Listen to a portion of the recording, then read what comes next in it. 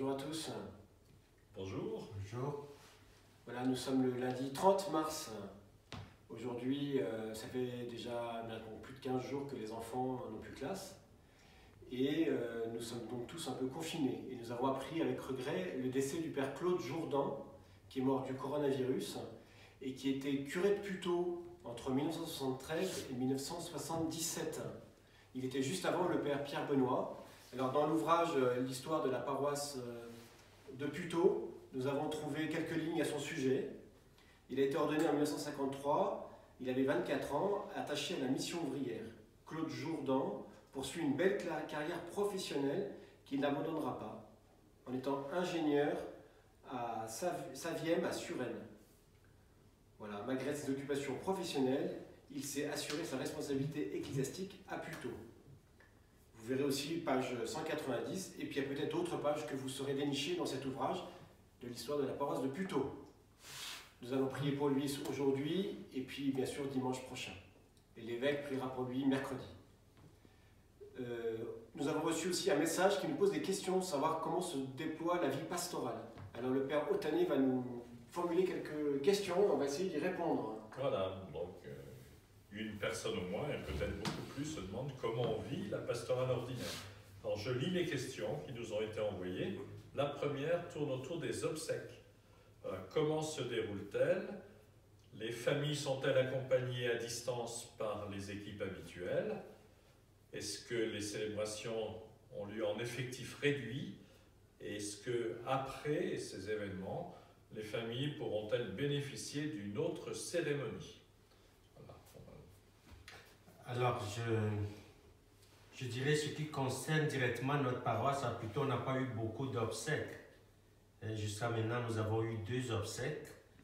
Et j'ai célébré, moi j'étais plutôt parti directement au cimetière pour la célébration des obsèques, alors que le père Maurice a accueilli les familles à Sainte-Mathilde. Voilà, on essaie de suivre les normes du diocèse, pas plus de 20 personnes. Ceux qui ont plus de 70 ans, on ne peut pas les accueillir dans l'église. Et puis, on prépare les célébrations en téléphonant aux familles. Voilà ce qu'on essaie de vivre. Oui, moi je compléterai en disant qu'effectivement c'est un peu frustrant pour ces familles. Les obsèques que j'ai célébrées, ils étaient 4 personnes. Voilà, donc il est possible d'envisager, on verra suivant les possibilités, les modalités, une célébration en invitant largement après les événements. Mais pour l'instant, voilà. Les pompes funèbres ont beaucoup de travail, mais c'est vrai que ça n'est pas répercuté dans la vie de l'Église, en tout cas, jusqu'ici. C'est bien. Voilà. Merci. Alors ensuite, même genre de questions sur les baptêmes. Comment se passent les baptêmes? Est-ce qu'ils sont reportés? Quand? Voilà. Puisqu'il n'y a pas de célébration eucharistique, pas de regroupement dans nos églises, donc nos baptêmes sont reportés. Alors il y a des familles qui nous ont déjà écrit en disant, voilà, on préfère reporter, comment faire? Je pense qu'on va prendre contact avec eux et puis on verra avec nos agendas qu'est-ce qui est meilleur à leur proposer. Voilà, il n'y a pas de célébration dans l'église, donc pour le moment, pas de baptême. Pour l'instant, tout est suspendu jusqu'après le 1er mai, quoi. Tant que le 1er mai ne sera pas passé, on ne peut pas répondre à toutes ces questions. Donc c'est reporté, suspendu, à suivre. Voilà, même genre de questions autour des mariages. Comment est-ce que ça se passe pour la préparation à distance ou pas? La célébration elle-même, est-ce qu'elle peut être reportée ou célébrée dans l'intimité comme pour les obsèques? Voilà. Eh bien pour les mariages, effectivement, les mariages qui sont prévus, il y en avait un que j'accompagnais au mois de mai, donc les fiancés ont reporté carrément à l'année prochaine le mariage parce qu'il y avait trop d'incertitudes. Certains se profilent au mois de juin, donc c'est d'abord les fiancés qui décident s'ils maintiennent ou s'ils reportent. Mais en ce qui concerne la préparation, évidemment, on ne peut pas rencontrer les fiancés comme on le faisait, donc c'est plus difficile. Ce qu'on peut faire avec l'équipe du CPM, qui est partante, et on va quelque chose en ce sens-là, c'est les rencontres qui devaient avoir lieu à plusieurs couples vont pouvoir se faire par conférence téléphonique, même si elles seront un peu simplifiées. Voilà. Mais en tout cas, on essaie de contacter les fiancés, de leur dire que voilà, on va les uns et les autres essayer d'élaborer quelque chose, et puis on se retrouvera après le confinement. Voilà. Mais on ne les abandonne pas et on les contacte, bien sûr. Ok, merci. Ah oui. Alors, des questions autour des jeunes, des enfants. Comment se passe le catéchisme en confinement? Est-ce que la paroisse propose quelque chose pour aider les parents? Et puis une question spécifique sur la première communion. Est-ce qu'il y a des nouvelles dates envisagées? Alors, pour le catéchisme, avec l'équipe, le noyau qui coordonne la catéchèse, chaque semaine nous écrivons un courriel aux familles et nous leur donnons des liens.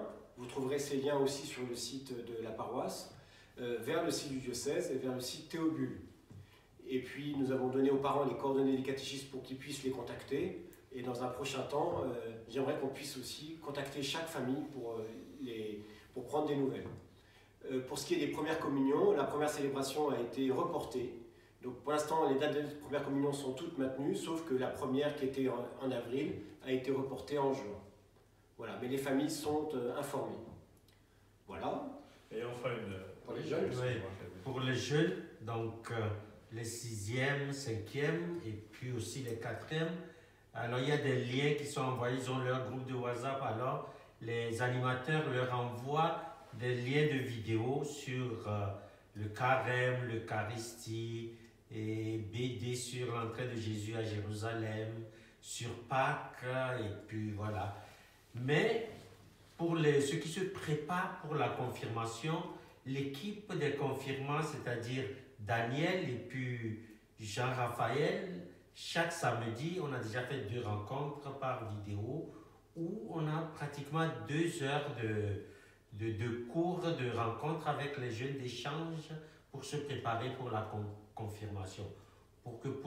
Parce que pour le moment, la date de leur confirmation, c'est le 23 mai. Nous espérons que d'ici là, on ne va pas changer cette date. Donc, nous continuons à les rencontrer, à les préparer pour leur confirmation. Ok. Voilà, puis une dernière question peut-être, c'est autour du sacrement de la réconciliation avant Pâques. C'est un moment propice. Puis-je avoir un rendez-vous avec un prêtre tout en respectant les consignes d'1 mètre de distance? Voilà. Donc là, on est au cas par cas. Samedi prochain, on vous fera une présentation sur le sens de la confession de désir. Mais on vous rappelle que nous restons disponibles au cas par cas pour votre histoire personnelle par mail à écrire. Non, c'est pas écrire, c'est paroisse de Puteaux, je sais plus quoi. Vous voyez sur le site. Et puis sinon sur notre téléphone. Donc s'il y a une situation particulière, vous nous appelez, on en parle. Et puis samedi, on vous parlera donc de la confession de désir. Voilà. Et ben voilà, c'est bien. Merci Médéric à la technique. Et puis à demain. Au revoir. Alors demain, c'est le café du curé sur KTO à 14h30. Donc comme le curé en question, c'est Hugues tous les mardis.